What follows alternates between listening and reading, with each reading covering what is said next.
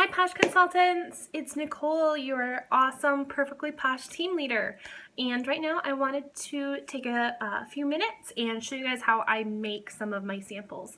A lot of times I will actually buy samples from the portal, but there are other times where I do need to make my own.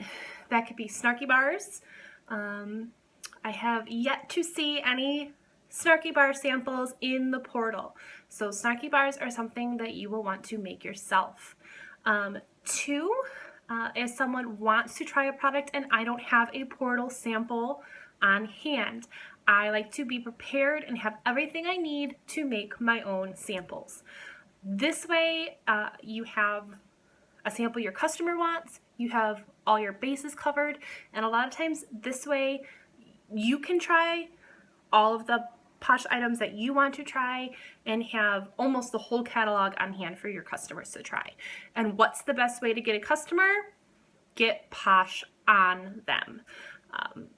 A lot of times when you're buying things online, someone is not going to purchase it unless they have tried it first, especially if it's scented. So let's go ahead and get started.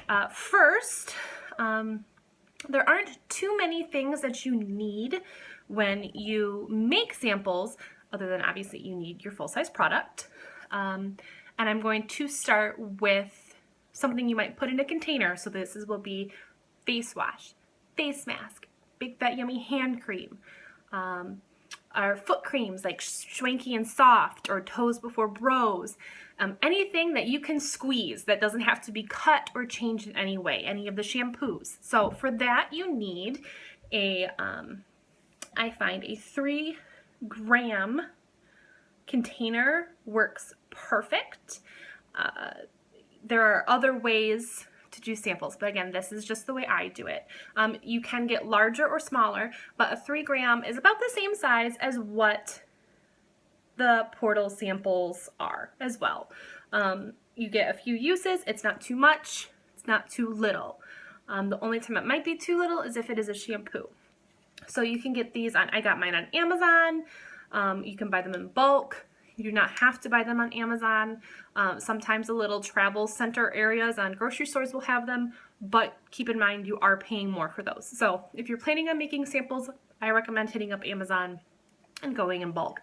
And I'll put a link to this down in the description area for everyone. So again, those are the little things. You will also need, obviously, I'm going to sample this Yas Queen Big Fat Yummy hand cream. And then I also heat seal. This is one of the most important parts. I heat seal. This is a little heat seal wrap. All of my containers shut. This is one for shipping. You're less likely to come on the top is less likely to come unscrewed, and it's also personally I think helps your customers know that it's sealed, it's safe, it hasn't been contaminated with it anyway. And then, as always, labels. Label. So these are labels I have made. I have my Yas Queen label that I will be using, and I also have this Posh label. This Posh label has my name and my link. All right, these are 1-inch labels. So if you'd like me to do a little tutorial on that, let me know, and I will do that at another time. But for right now, we're just gonna go with it. So first things first, I take off the top, pop up my Big Fat Yummy, and I like to put this right up on the container here, and I squeeze it in. I don't quite fill it all the way, only because you want to leave airspace. So I'd say 3/4 full, and I put my top on. So next I'm going to heat seal my shrink wrap on there.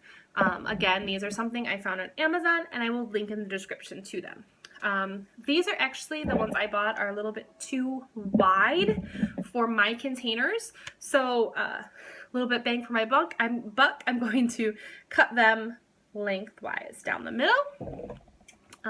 Again, you can get ones that fit. I just didn't really look at the size, so mine are a little too big. But now I'm getting twice as many for the price of what I paid for, so that's kind of nice. So all right, so I've got it cut here. All right, and it just opens up in this little circle. And these have, I don't know if you can see, but there's a little perforation right there to help your customer open it up. And I'm just gonna put it right over like a little ring. And then over here I have a hair dryer that I am going to use. I'm going to use the lowest setting for heat that I have, and I'm going to do the lowest fan. Now, guys, this might be a little loud.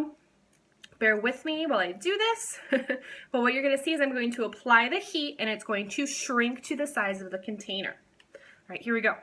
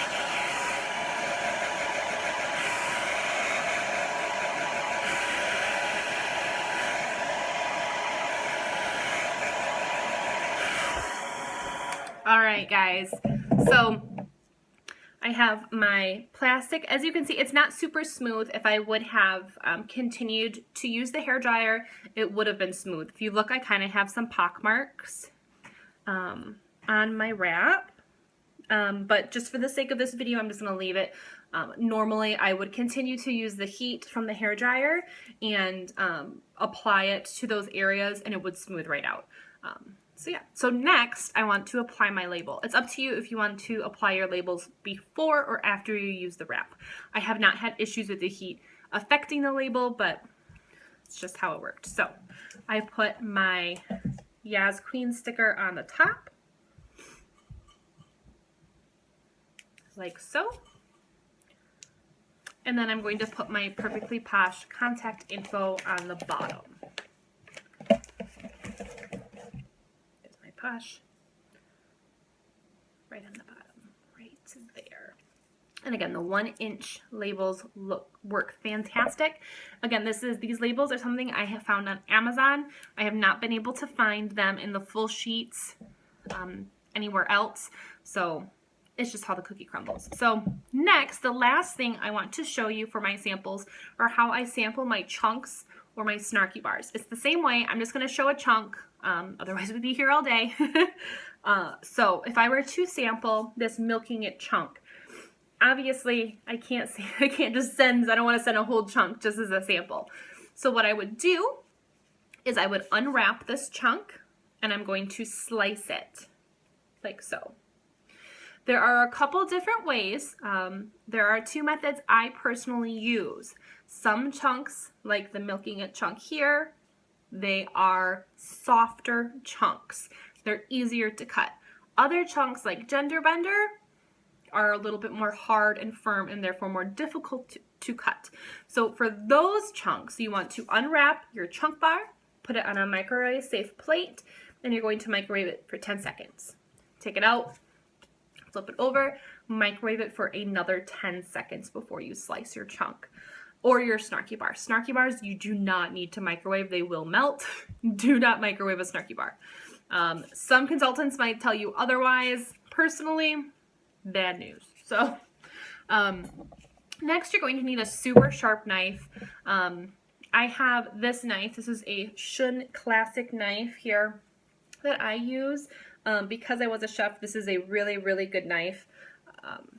Not everyone is going to have a knife that's this good.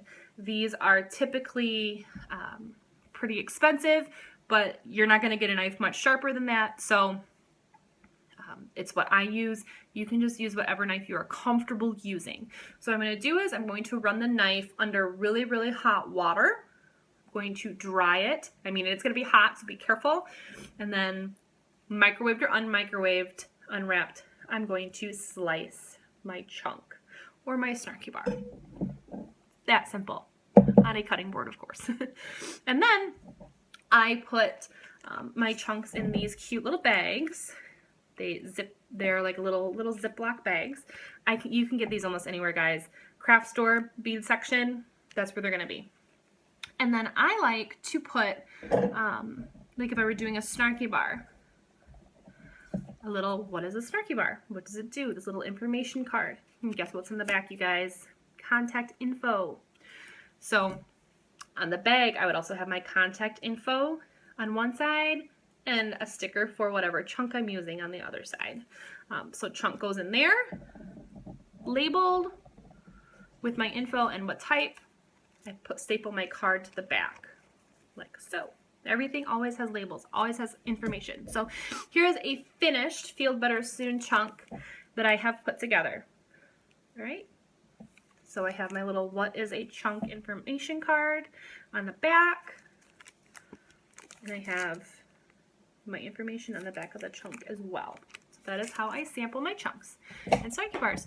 Another fun little thing that you can do when you create sample kits, whether you're making them or not, like if you have a little mini facial, that's fun.